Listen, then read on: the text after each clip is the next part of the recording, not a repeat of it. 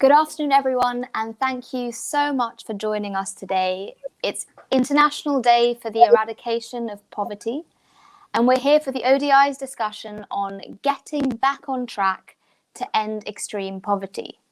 I'm Avantika Chilkoti, and I'm the international correspondent of The Economist. I'll be chairing the discussion, so hopefully you won't hear too much from me and lots more from the experts we have on our panel. It's now a year and a half into this pandemic, and a lot of the narrative in the rich world is about recovery. It's about consumers spending more, about global shortages as demand picks up. But as a lot of us here know, that is not the story for most people. COVID-19 has been devastating for the world's poor. And for a lot of people, life is definitely not looking up. I mean, some estimates that I've been looking at suggest that the virus, plus all the lockdown measures we've seen, they've pushed as many as 115 million more people into extreme poverty this year alone. In terms of inequality around the world, the picture is even gloomier. As the IMF projections suggest, next year, rich countries could be growing a lot faster than some of the poorest countries in the world. And in the scramble for vaccines, things definitely aren't looking good for the poor world. The plan is to use the next hour to reflect on what the global community needs to do to ensure that people living in poverty around the world are not left behind as we build back better. And we've got an excellent sort of slew of panelists to help us talk about this. So just by way of introduction, very quickly, we have first Santosh Mehrotra. He's a human development economist, a visiting professor at the University of Bath, a research fellow in Bonn. And I'm really excited to have Santosh here because he was Director General of India's National Institute of Labour Economics. And he's been very busy collecting poverty data in India since 2020. We also have Joyce Mutinda, all the way from Nairobi. Joyce is the chairperson for the National Gender and Equality Commission in Kenya.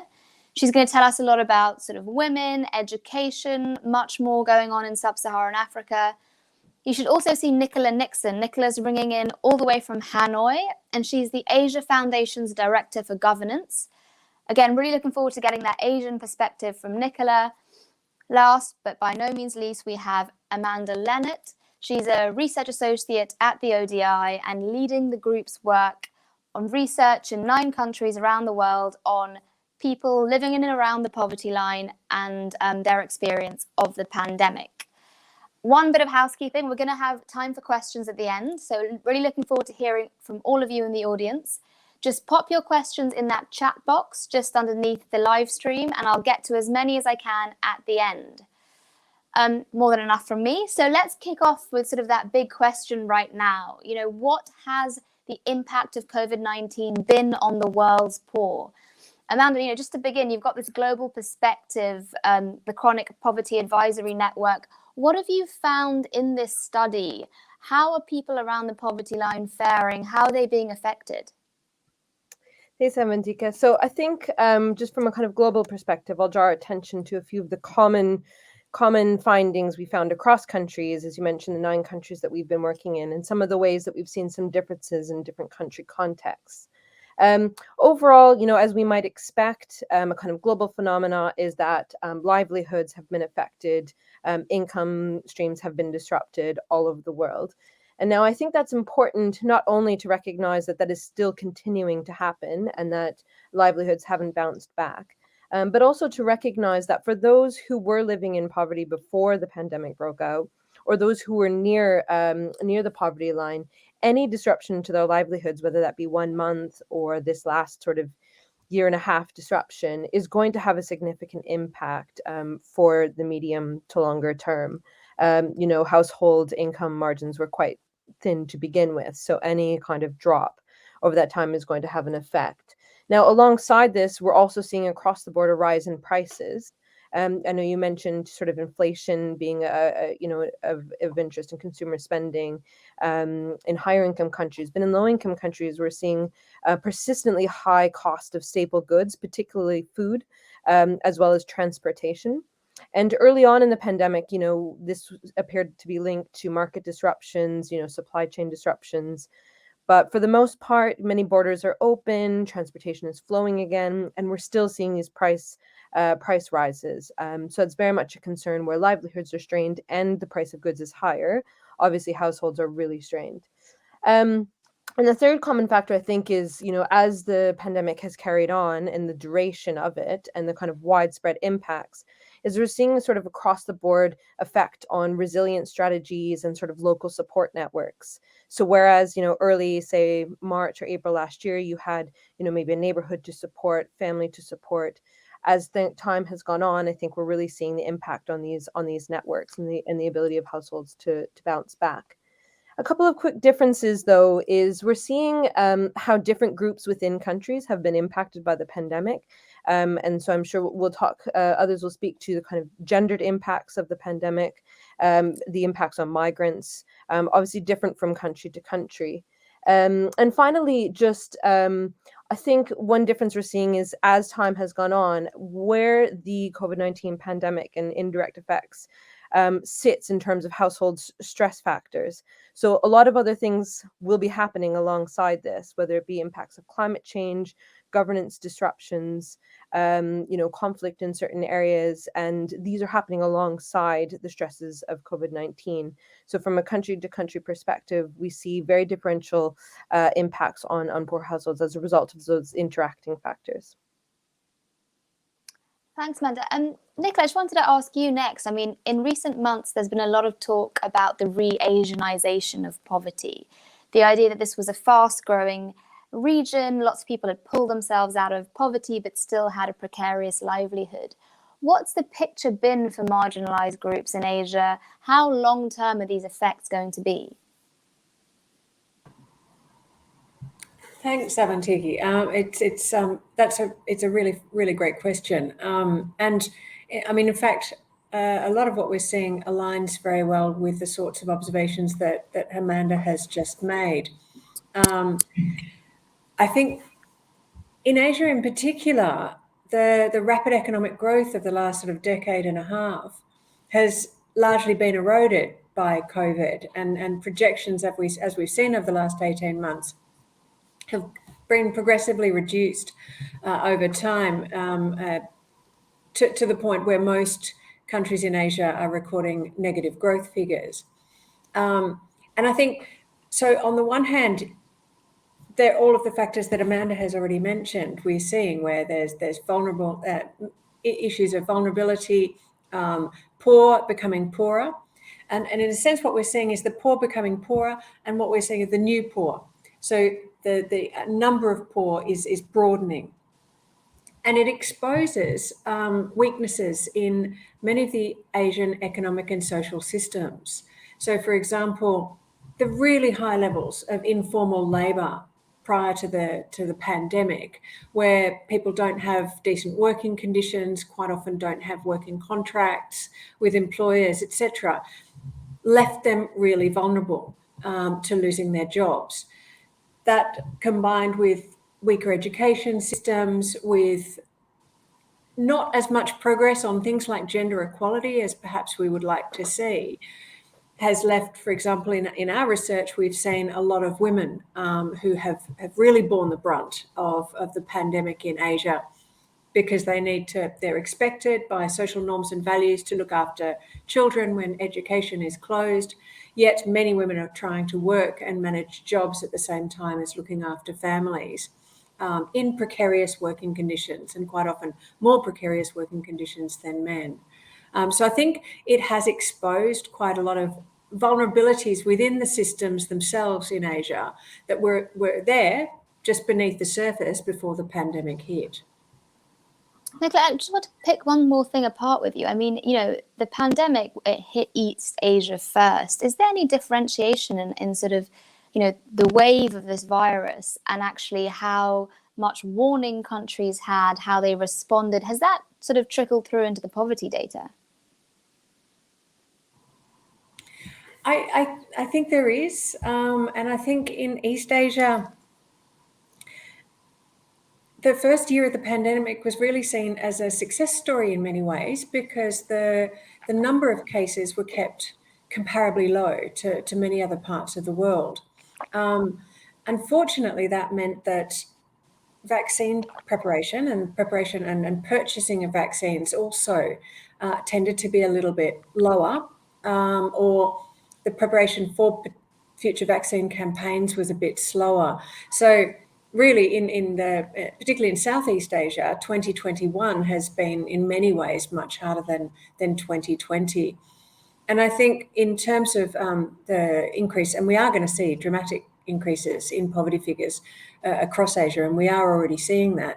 I think that the longevity of the pandemic and the extent of the amount of time that we've seen it go for, including in Southeast Asia, is going to make that recovery period much longer, I think, and we're going to see certain impacts that are going to stay for considerably longer.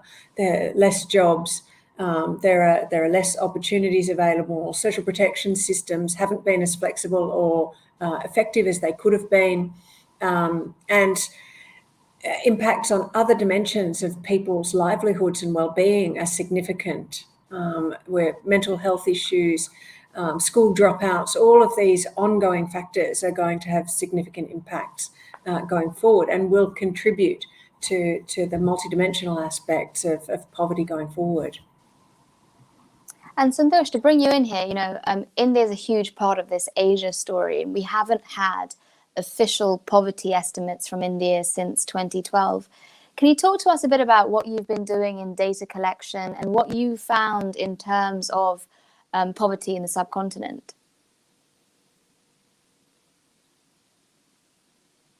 About Southeast Asia.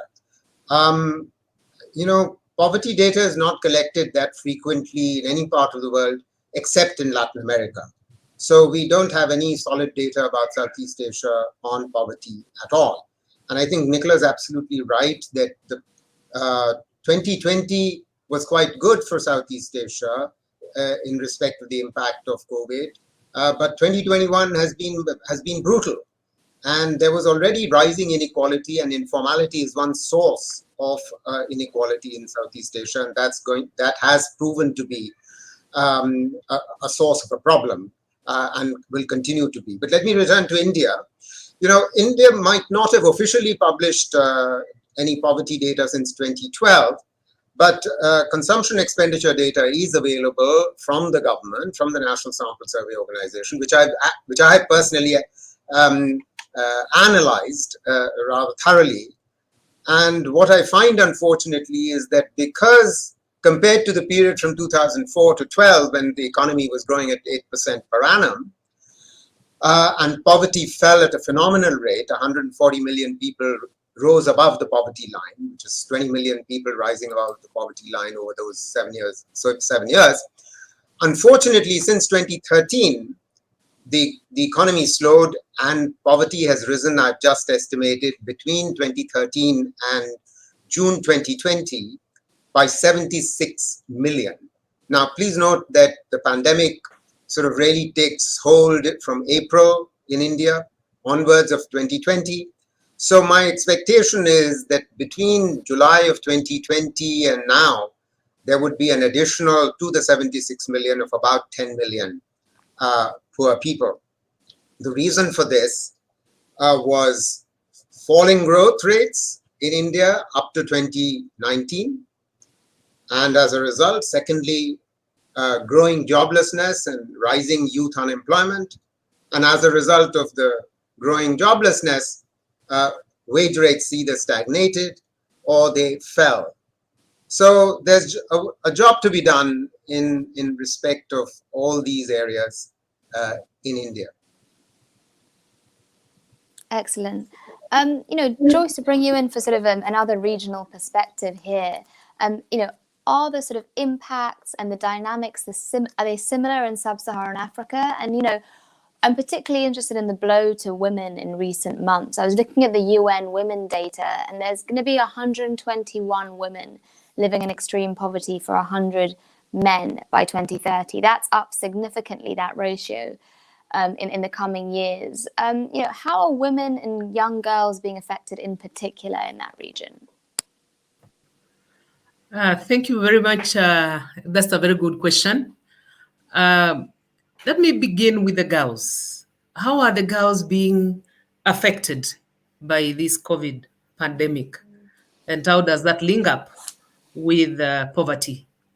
Most of the girls are in education institutions. And you find that the education institutions were closed for quite a number of months.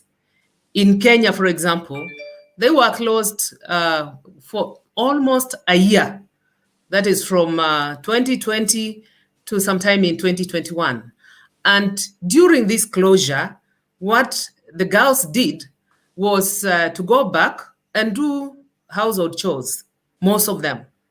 And when they were doing these household chores, some of them ended up getting themselves pregnant through sometimes gender-based violence, through some uncalled for relationships.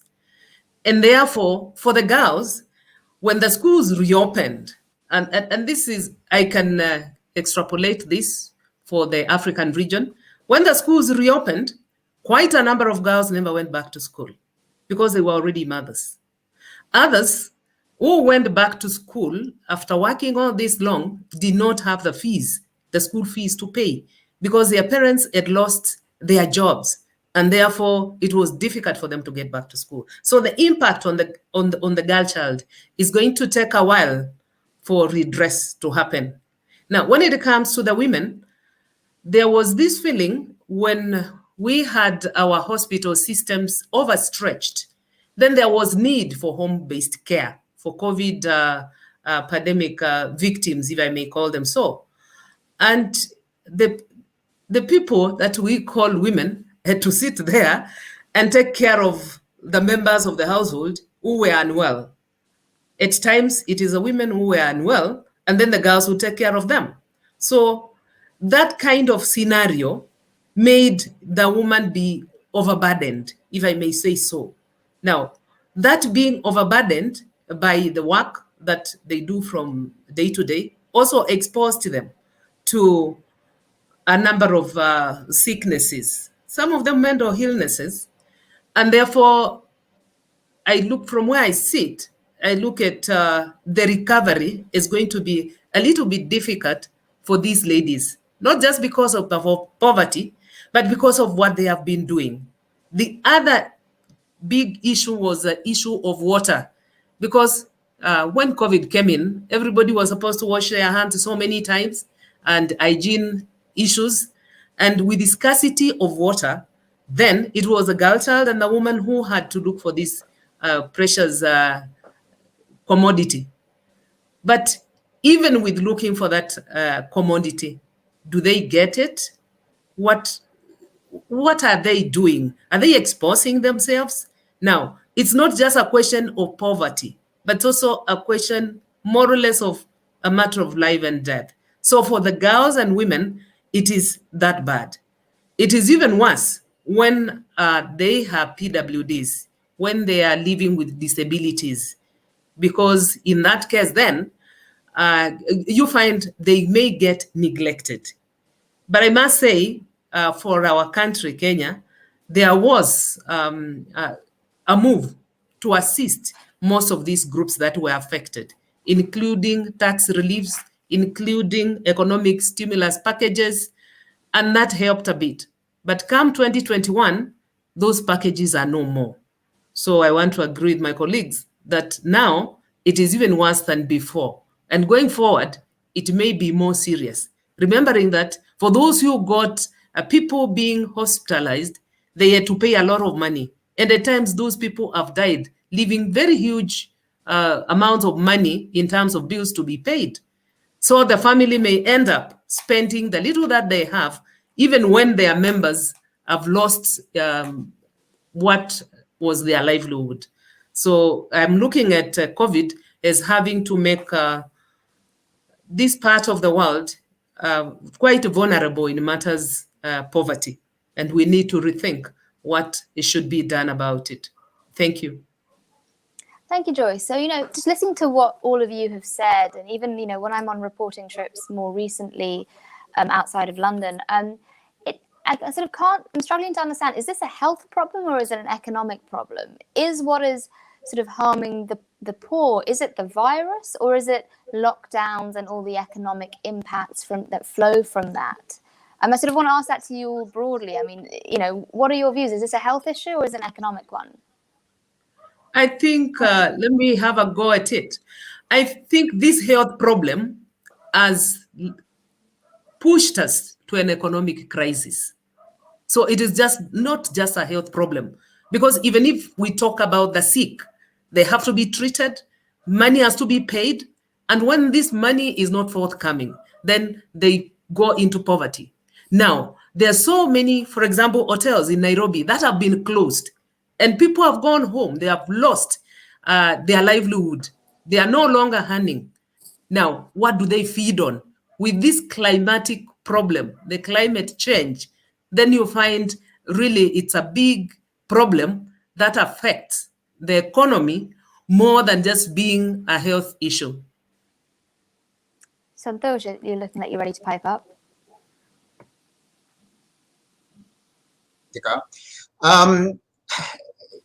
In Kenya, in India, in most developing countries, in a large number of developing countries, less so in India than others, the problem is that you cannot revive the economy unless the majority of the population is vaccinated.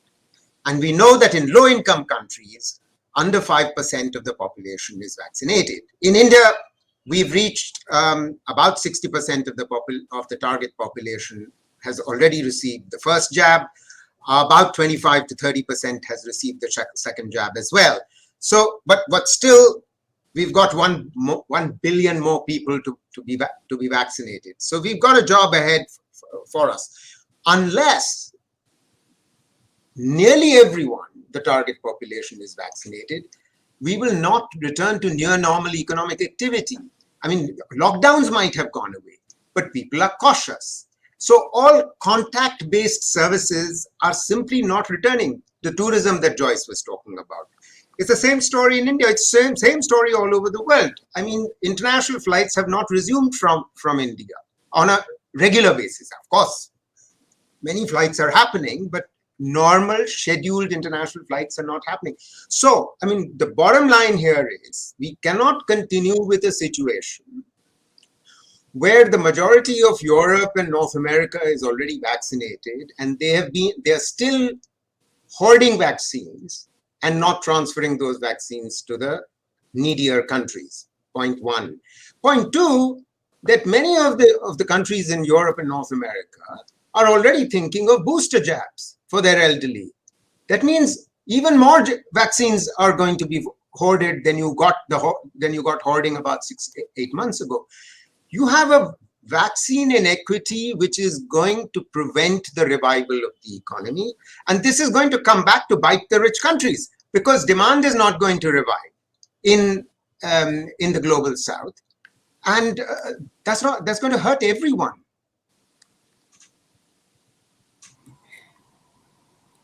Avantika, if I can add also, just to come back to your question as well about whether it's a health or an economic crisis. I mean, it's a health crisis, an economic crisis, and a social crisis. And in some countries, possibly also you could argue some dimensions of a knock-on political crisis. And I think it's the multidimensional aspects of this crisis that are going to take quite some time to really prize apart and understand. We've also been doing some qualitative research looking at the impact, particularly on women in a number of different countries in Asia. And on the social side, we're also seeing things like, the real depletion of social capital, the weaknesses in social networks, where people have called upon every favor that they possibly can, particularly financially, from every relative they possibly can to try and survive financially and feed their children and feed their families. And those networks are now frayed. They're almost exhausted after close to 2 years. So there's multiple different impacts that will in one way or another have their own knock-on effects going on. I mean, we saw a phenomenal number of children drop out of school and not attend school going into the late 2020 academic year. And we know that when kids drop out of school, there's a really low likelihood and it's really hard to get them back into school. So some of these long-term effects are going to be things like, drops in the educational outcomes, which will then have knock-on effects in terms of development in the future. So I think that multidimensional character is really important. And it's not just about the capital that people have, whether it be social, economic, or political capital, but also the impact on their current and future capabilities to come out of this crisis.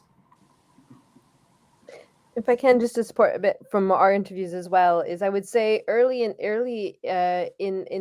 the pandemic, because we've been doing repeated interviews with households over time, I would say that the indirect effects, the economic, the social effects, is what rose, I would say, immediately to households' concern.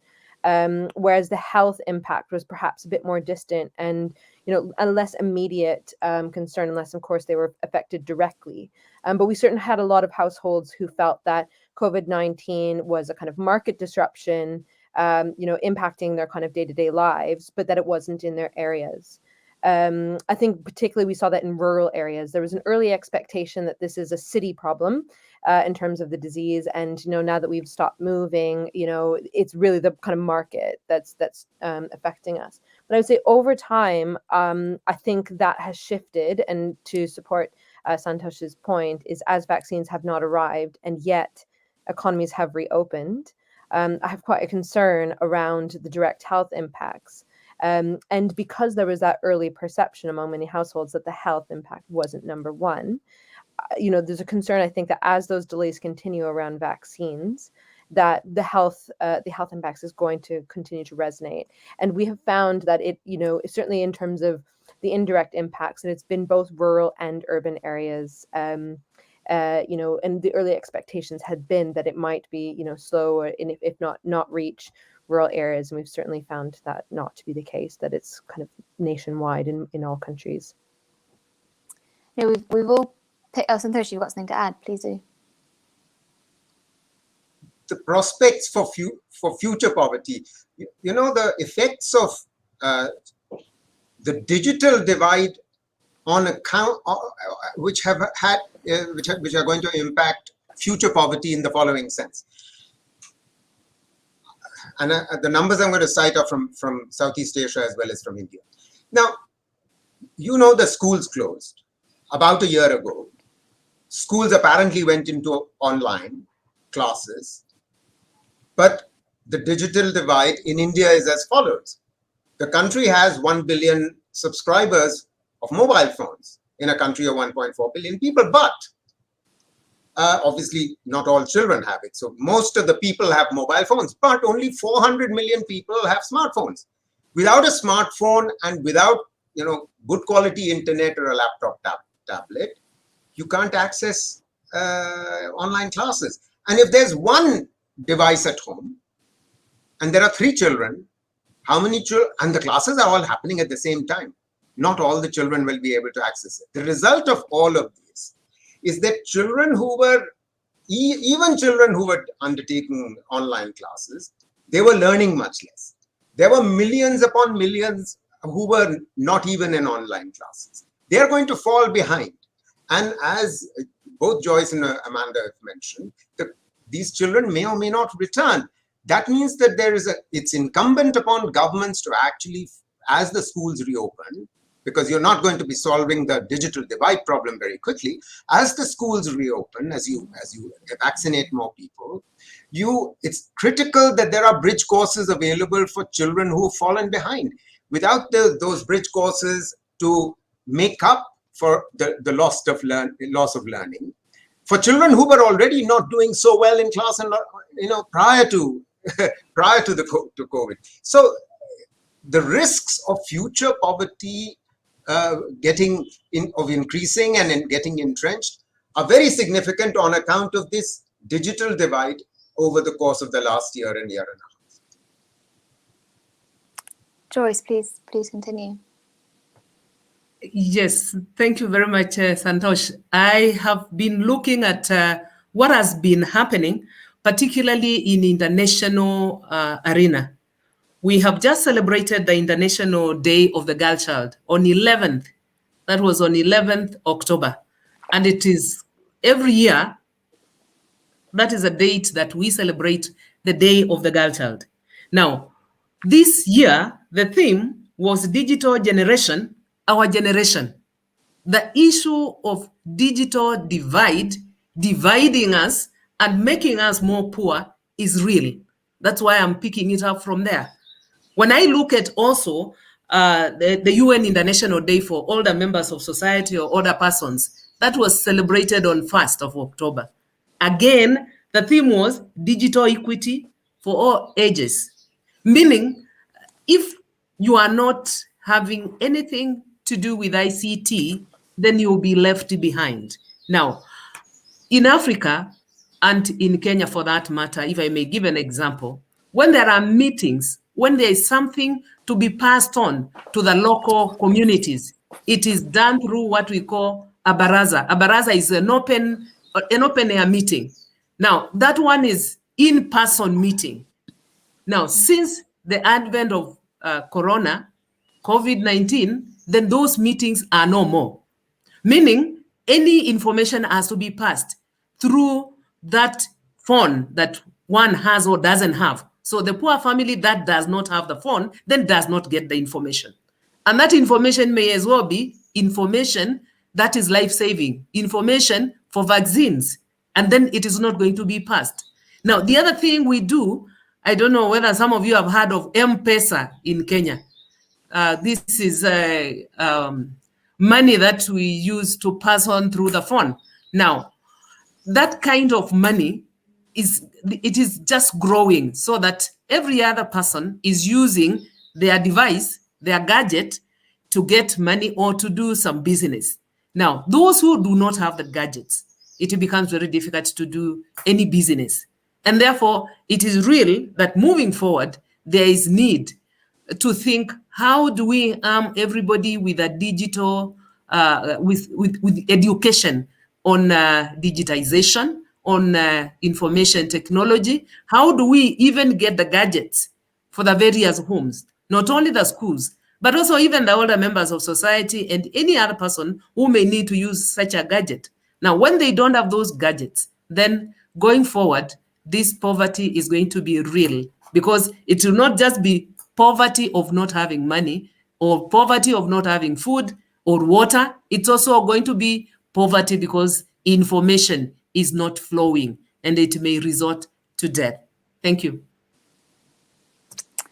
You know, we've painted a lot of the problems here and it's sort of a gloomy picture, but you know, for me, when I do research on these things, one thing I've been really struck by is the kind of solutions that the emerging markets are coming up with. You know, the World Bank has that fantastic document of social protection schemes, and the amount of innovation going on is fantastic. You know, from all of you, are there examples of what governments have done to help the poor through this that really stand out?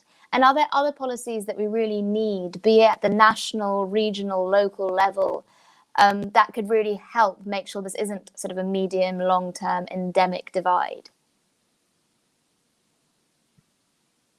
I could start off on some positive examples. You referred to social protection. I think that's been a highlight of the pandemic response from day one. And as you said, there have been various institutions tracking initiatives in the social protection space. And it's been really, I think, encouraging to see governments take really early actions. Now, that being said, I think this really highlights the importance of universal social protection.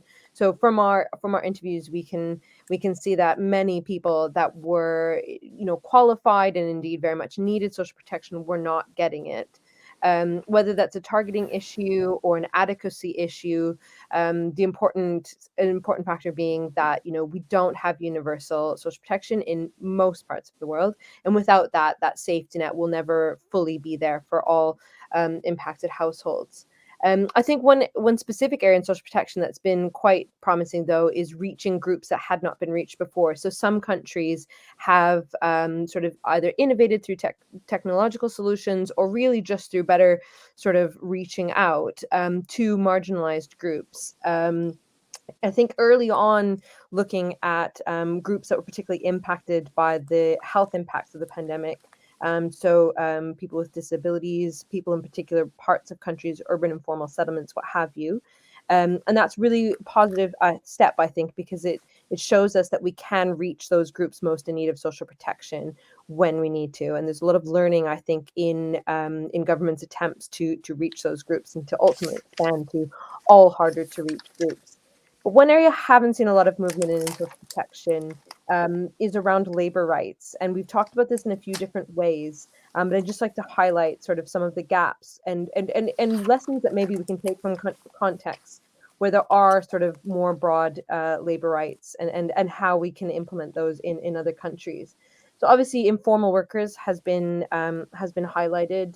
The fact that many workers who were not able to attend work during lockdowns were completely without livelihoods. You know, we need to be thinking about how we protect those workers going forwards, knowing that informal economies are going to continue to be a large feature of many economies.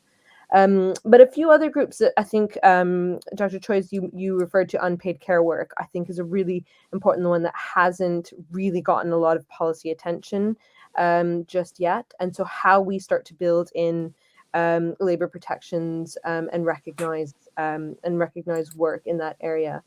And then a third one around labor rights, I think we need to remember is also child labor. We've seen a lot of, as a coping strategy among many of the households we've spoken to, those children who have left school many of them have entered the labor market earlier than they might have to support their family income. So we need to, start refocusing, I think, efforts at a national level, but also at an international level on child labor standards.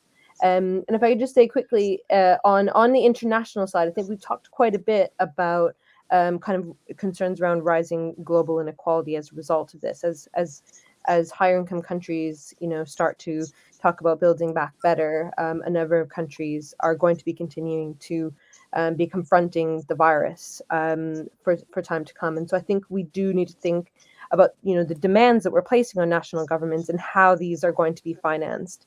And if our projections are correct about growth patterns in higher income countries, then we need to be thinking at an international scale about international finance agreements and how national governments can be supported to pay for these policies. Santosh, I think you got something to add. Yeah.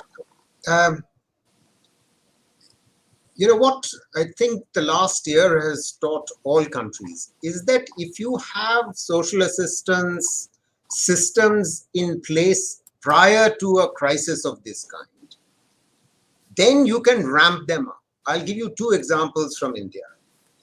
India's had, since 2013, a National Food Security Act, which guarantees a certain amount of staple grains, cereals, to about 2/3 of the country's population.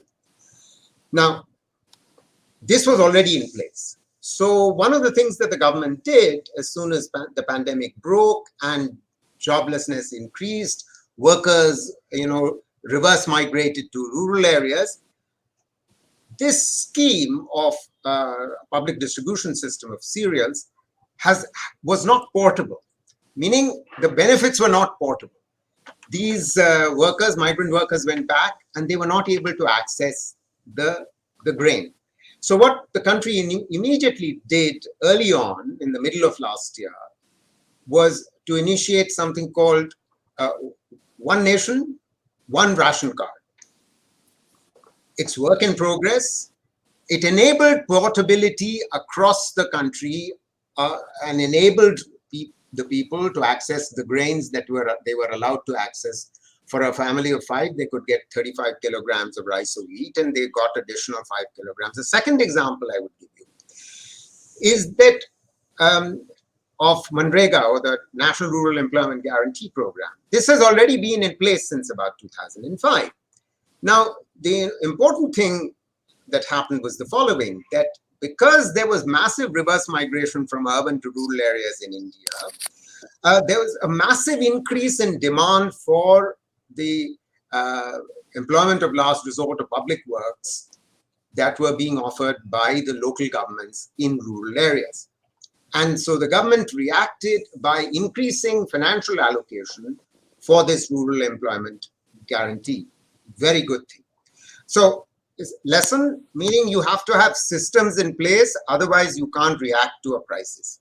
However, it's not that there aren't gaps in the whole thing, because obviously if you want the economy to revive, you want these workers to come back to the urban areas. But people are afraid.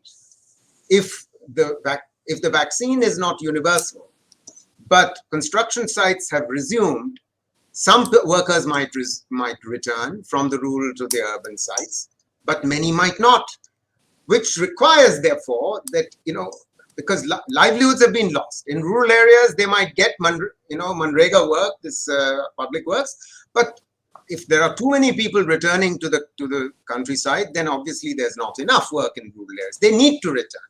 And in any case, wages are higher in urban areas.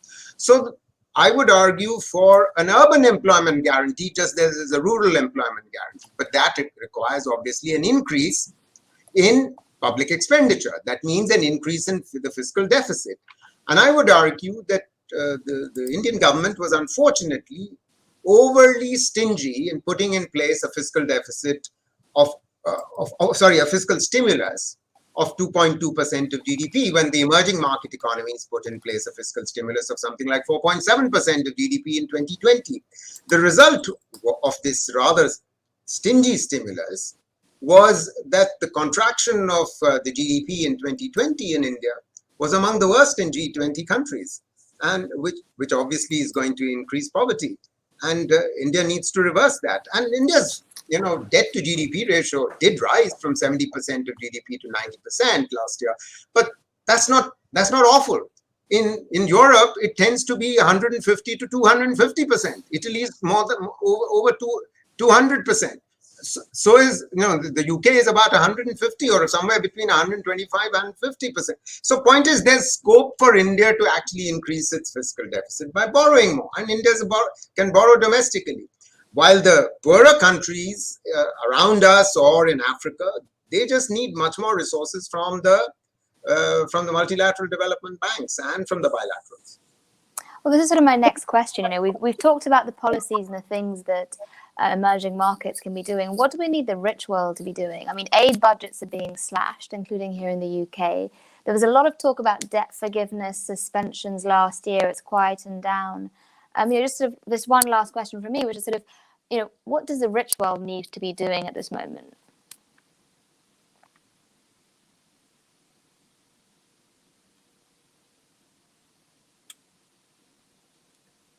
I'd come back quickly to your point, Santosh. Vaccine distribution is absolutely critical. So until we have an equitable distribution and countries can start focusing on the indirect effects of the pandemic, then it's very difficult, I think, to say where they should be focusing their attentions in the short term. But beyond that, I would say looking at resource distributions, both in terms of bilateral, multilateral, but I think when we're talking about debt, we need to remember that many countries are currently at risk of defaulting on their debts, and so that. While that will be the case for some countries, I think we also need to be looking at other forms of raising finance. And I know there has been some movement, for example, in global tax reform, looking at ways that countries can actually raise revenues from international sources that aren't the traditional forms that we would normally look at. Yeah. I would probably, add to that obviously it's not a time to be cutting aid and development either. And I think, a greater recognition of the level of inequality, global inequality, as well as regional inequalities and national inequalities. I think we're going to see all of them rise. And so, greater recognition of that. And, It's going to be somewhat ironic if there isn't greater recognition of the interconnectedness between all of the different parts of the global society and economy coming out of this pandemic, because it won't be over until it's over everywhere. And we hear that all the time. But I think that recognition filtering down international policies amongst the rich countries is going to be really important. Otherwise, it will continue, and it will impact upon the rich countries as well. So sort of one of those points that you wonder how many times people need to make it before it might get through. Santosh, yeah. Just following on from what Amanda and Nicola said, this is the world's Keynesian moment. There is just no question about it that post-2008 global economic crisis, all of Europe put in place massive fiscal stimuli, as did the United States, as did many other countries. And the world economy revived, and revived rather quickly. This is the moment that you cannot think seriously about debt within your own country, because most of the emerging market economies and certainly the rich countries can afford more debt. Because today you will not get a revival of the global economy if you cut on aid budgets. African countries need more aid. There's just no getting away from that if they're going to revive. But the first thing, I think, first things first, I think it's both, as Amanda was emphasizing, let's get the vaccines out there. Make sure the money is available for WHO to keep replenishing its COVAX facility on a regular basis. India could have supplied it, but India is not in a position because of its own needs being as high as it is, and because its second wave was very brutal. And if we don't do this within the next 6 months, do we know that there won't be another mutation of the virus? Let's just remember that the UK virus came to India and to the rest of the world. It's called the Alpha virus. The South African went to the rest of the world. So did the Brazilian. Now the Delta virus is sort of ravaging Asia, Europe, and North America. Where did it originate? India. So the first things first, absolutely critical, that the poorer countries, if the virus is stopped from spreading through rapid vaccination, then the virus will not mutate. We don't want the virus to mutate again. Can you imagine a post-Delta variant suddenly going all over the world again next year? This is really interesting. I've been hogging your time, so I'm conscious I should get to the questions you've been asked, and this has been fascinating. So I'm interested. Clearly, people are interested because they have things to put to you.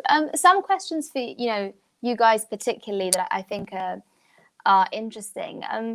For Joyce, the commission you work on, to what extent has it been able to make inputs into the policy making process in Kenya, into the sort of response to the pandemic? In Kenya, have you been able to sort of talk about public health measures and restrictions, social protection, vaccination programs with the government? And, what kind of responses did you get from the inputs that the Commission was making? Thank you very much. Now, when the pandemic came on board, we were expected to give advisories. My commission is mandated to give advisories on various activities that the government and non-state actors undertake. And one of those was the way information was being passed on. And we realized that some PWDs, that is persons with disabilities, particularly those who are hard of hearing or those who are deaf, were not being catered for. And we had to issue an advisory so that information is passed through sign language. Now, that was some input that we put at the beginning, and it has gone on And now you find everybody gets the information that is being passed on. Now, the other thing we do is the policies. When the government comes up with, for example, lockdown, and then says, these are the curfew hours and so forth and so on, we look at that and think of the persons it will affect. Because it's only those who have who are on special duties who are given passes to go on with what they are to do. But at that point, I must say the government forgot that we were still in the business of making the next generation. That is giving birth to very many children. And there were pregnant mothers. And during the curfew, the babies also did come at that point. And I know I have been woken up severally by mothers and fathers calling and saying, there is curfew, but we have to get to hospital because my wife is going to deliver. What does that mean for policy? It means government goes back and checks the policy and sees what should happen. How should the reporting be done? Now, in the country now, if somebody has to deliver or is supposed to go to hospital at night, then they have to give that information to the local person. Now, the local administrator. Then the local administrator and the police will take care of that. So that now there is a policy of how those people can be taken care of even during such times. So you find the government policy has been shaped by what has been happening. The issue of people being taken care of at home, which I said, because the hospitals are overstretched, it has become a concern because we are losing quite a big chunk of people because this vaccination, we are talking of less than 30% of persons who have been vaccinated. And therefore, you find in that case, then, we have to talk to those who are handling that and say we need safety measures so that if somebody is being taken care of at home, face masks may be provided. There are doctors going to see this person and making sure that there is no infection to the others, and also passing on information that you contain the sick in a given room and so forth and so on. So that now the policy changes from what it was, that if you don't require, for example, oxygen, then you can be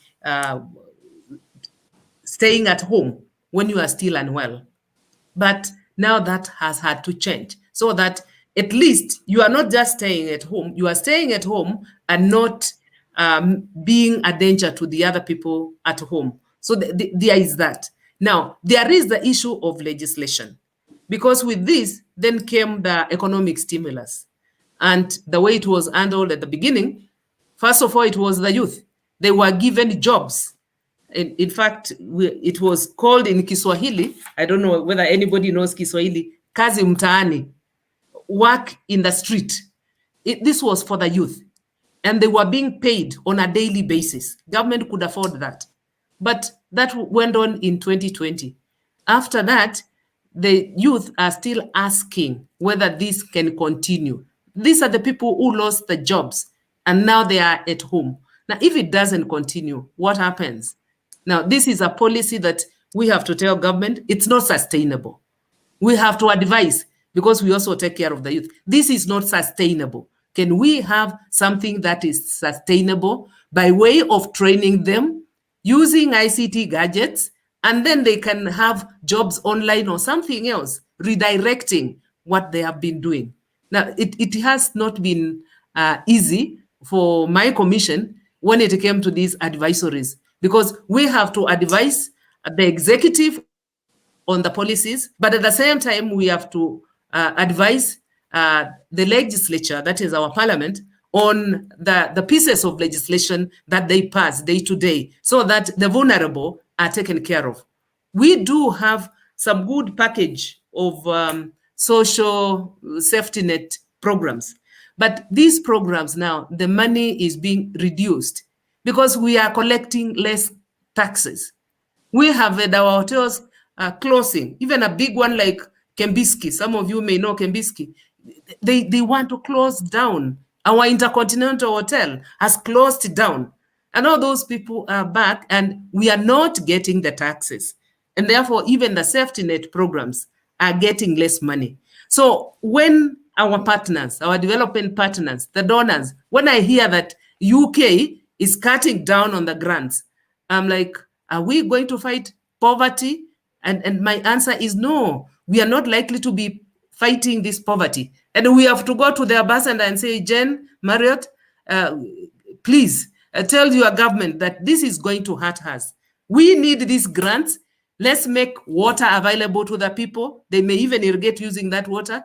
Let's make some economic stimulus so that they can restart their lives again. So I don't subscribe to the idea of having to cut the grants. Thank you. Sorry, I hope I'm not talking too much.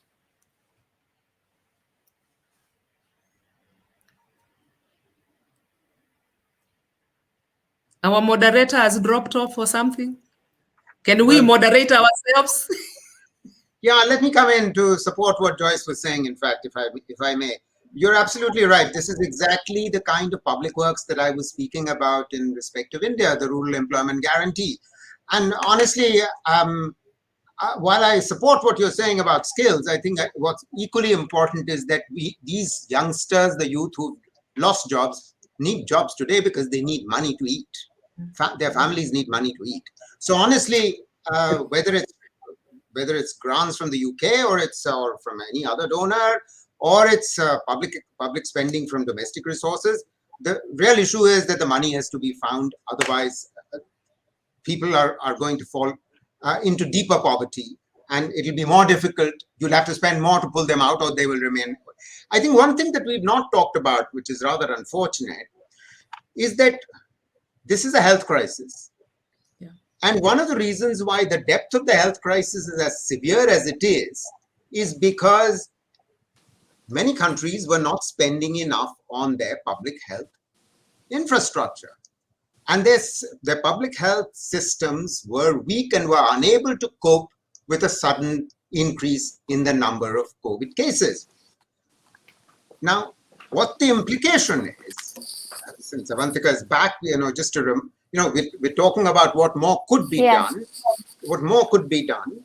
And one thing which we haven't spoken about is the necessity to increase health spending, whether from domestic sources or from international sources, because the health infrastructure in most LICs and LMICs has to improve, as well as in many of the upper middle income countries.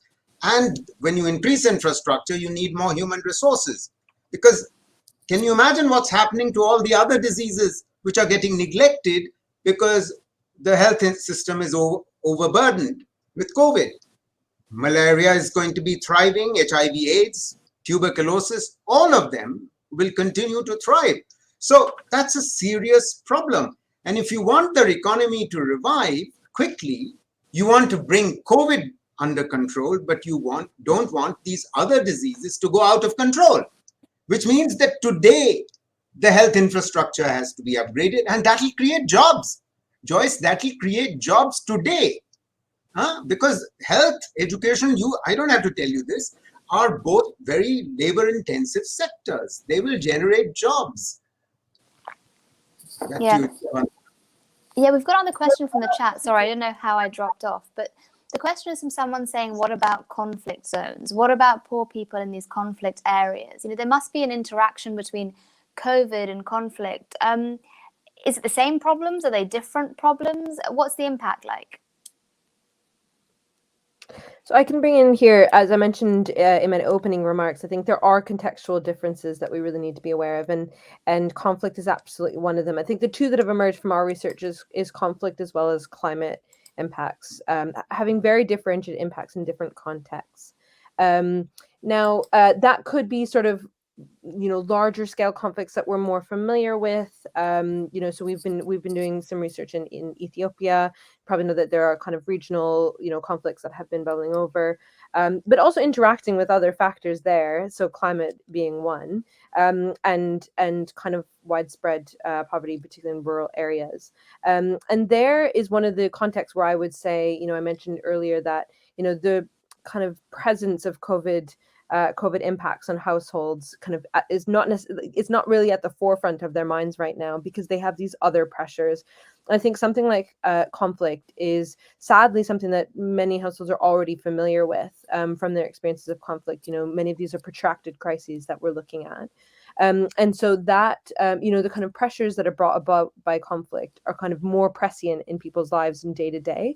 And as a result, COVID-19 and also some of the market disruptions kind of fall to kind of secondary or tertiary concerns, but are very much still there and interacting in a way that I think is a real concern for kind of more deepened and long-term impoverishment. Where we have these overlapping factors, this is where you see things like the sale of assets to meet day-to-day needs, households taking on the debt that countries aren't taking, to your point, Santa. So, you know, borrowing from neighbors or also borrowing from money lenders.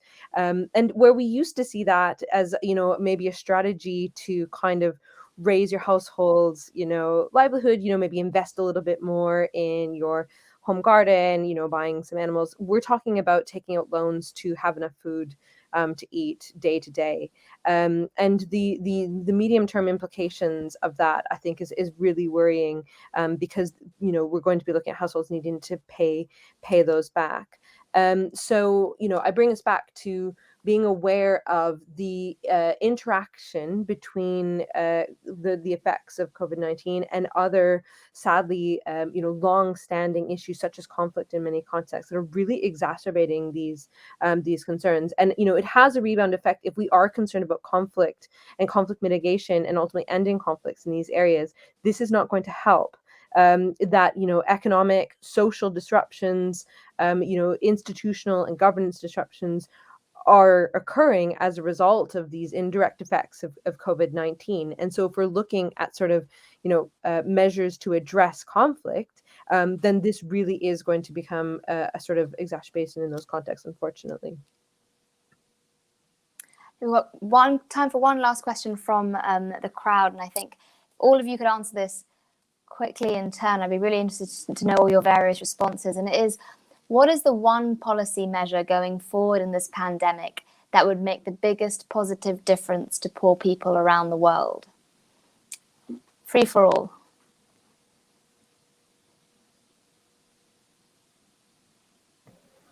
I think, Avantika, from my point of view, there is need to look at the health systems.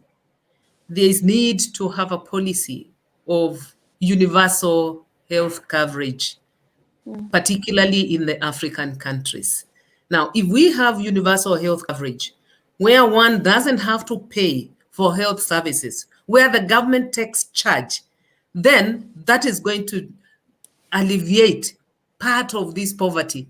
Because I know quite a number of families that have had to sell their pieces of land, they have had to sell their motor vehicles, they have had to sell this and the other so that they could pay the various hospitals because their loved one was there and actually, unfortunately, died, passed on, and they had to bury them. They were not even given the body to bury because they had a big bill that they had to pay. So if I was to be asked one thing, I would be talking of, at the top of my mind, talking of universal health coverage.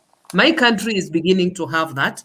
We have not actualized it, but this is something that I would think if it is done across the globe, then it would go a long way into helping. And if you allow me, from where I sit or I stand, I think we also need something to do with provision of water, because in some places water is not available. And if it is availed, it will also alleviate some of the diseases. Some of it will be used to irrigate and then get rid of food scarcity. So in my own opinion, water would be the next thing that I would go for. I know we have not done much of that in my country, but I think whether that water is harvested from the rain, whether it is river water, whether it is from drilling, I think it's an area that we need to think of when we are thinking of alleviating poverty. Thank you. Anyone else? Any one-line policy that would really help?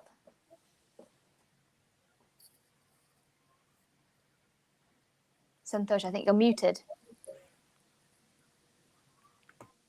When people have to spend out of pocket on hospitalization during COVID, they are actually impoverished, which is the reason why Joyce's argument about, and my argument earlier about increasing public expenditure on health to universalize access to infrastructure and good quality human resources is in the health sector is absolutely critical. But even prior to that is vaccines.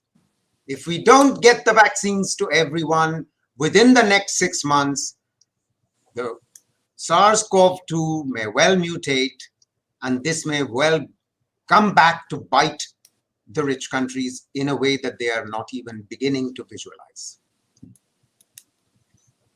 I'll add, it's kind of related, but and been said is universal social protection and in place before the next crisis, which unfortunately is inevitable, whether it be global or at a more national or regional level in different contexts. And just to reemphasize the point that it is possible. I think something like universal protection we now recognize is incredibly important, but there's a lot of evidence to suggest it's not out of reach. There are cost estimates on what it would require, and one estimate that could be used is that closing international tax loopholes could actually fund social protection in the majority of low and middle income countries. So there are things that we could be actioning now to avoid the next crisis. And I could just certainly definitely agree with Amanda on universal social protection, and in this region, it's been fantastic to see the increased willingness amongst governments, particularly in Southeast Asia, to talk about and engage with policies on universal social protection and to address them to really deeply excluded and marginalised groups such as migrant workers and ethnic minorities. So I think we could probably expand our one policy to be a little bit broader to look at then equitable access to basic services across the board, so that it's not it's health, it's education, and it's social protection, and a renewed focus on making that happen. And I think also just speaking to a point that Amanda was just making there as well, because I think addressing poverty is going to involve addressing inequalities. And I think those two are going to have to go hand in hand a little bit more than they have perhaps in the past. And so it will be looking also at the distribution of wealth within regions, within countries, and globally. So I'll stop there. Perfect. Thank you, guys. So look, we're coming up to the end of our time, but I mean, it's been a fascinating discussion. As far as I can tell, you've all painted a picture of a health crisis that's morphed into an economic crisis, a social crisis, perhaps a political crisis. It's also sort of brought out existing problems in our society, be it labour laws, issues around informality. Joyce touched on sort of gender equality. Also just, the fundamental flaws in health systems around the world. It's obviously a gloomy conversation, but hopefully there's sort of some positive takeaways from this. This should hopefully mobilize people to think about these problems, and it's mobilizing a lot of innovation in policy in emerging markets. So thank you all so much for giving us so much to think about. In terms of thank you to the panelists from sort of Hanoi, Nairobi, all over the globe coming to us. Thank you to the audience for all tuning in, asking such incisive questions. Hopefully we'll be having links to this discussion circulated later this week. And anyone who wants to know more about this, I know the ODI's Chronic Poverty Advisory Network has got tons of research online. And so with that, thank you all, and hopefully we'll all come together and speak soon. So thank you very much. Thank you.